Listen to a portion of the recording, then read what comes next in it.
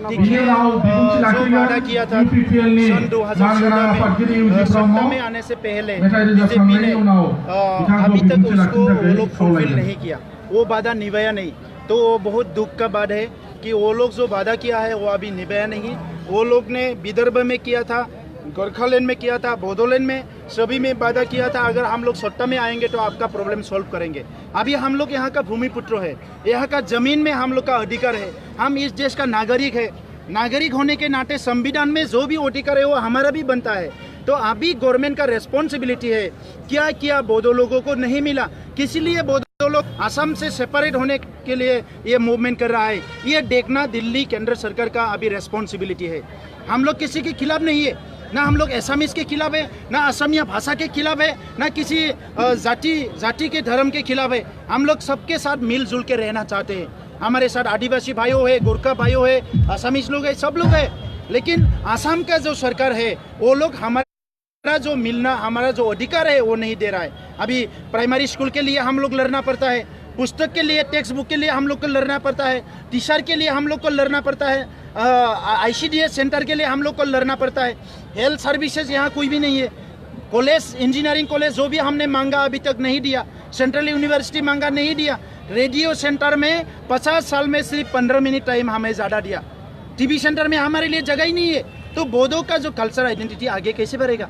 तो इसीलिए ये बोडोलैंड मूवमेंट चल रहा है। अभी एक अच्छा माहौल है, जितना भी बोडो का जो उग्रवाद किया था, हथियार लेके संग्राम किया था, वो भी पीस प्रोसेस में आ गया। हम लोग जो गणतांत्रिक ऑर्गेनाइजेशन से हम लोग गवर्नमेंट से बात करने के लिए तैयार है।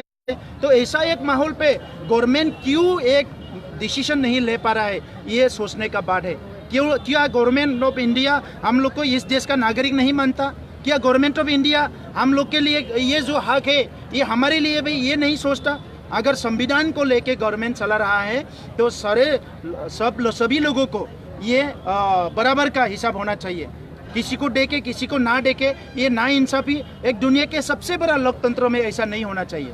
बोडोलैंड मामले को लेकर केंद्र सरकार आप लोगों के साथ बात करते आ रही है, उसमें क्या निष्कर्ष निकला है? देखिए, बात तो करते रही है, लेकिन बात करने के लिए ही बात किया है, बात करना चाहिए इसीलिए बात किया है, लेकिन सोल्यूशन नहीं निकला, उसमें कोई नतीजा नहीं आया।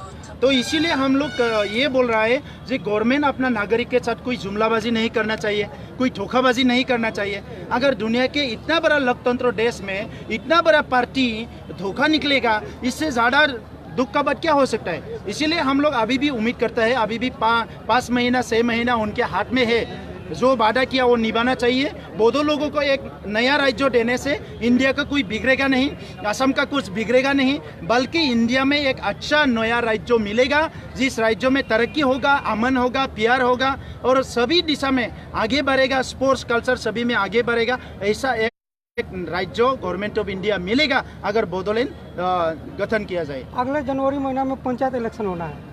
पंचायत इलेक्शन से पहले आप लोगों का क्या? पंचायत इलेक्शन से पहले भूमि पट्टा देना चाहिए।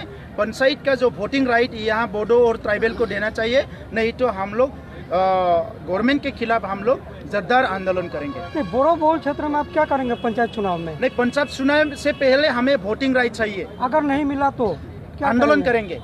जबरदस्त आंदोलन करेंगे। चुनाव से पहले बहिष्कार कर सकते हैं? नहीं, बहिष्कार क्या करेंगे? ये तो हमारा लोकतंत्र है, बहिष्कार नहीं करना चाहिए, कि कोई भी बहिष्कार नहीं करना चाहिए। लोकतंत्र है, हमारा प्रॉब्लम लोकतंत्र से नहीं है, हमारा प्रॉब्लम ये नेताओं से है। जो नेता हम लोग को न्याय नहीं दे रहा है, तो नेता के खिलाफ हम लोग आंदोलन करेंगे, पार्टी के खिलाफ हम लोग आंदोलन करेंगे, लोकतंत्र के खिलाफ नहीं। लोकतंत्र को हम लोग सम्मान करते हैं।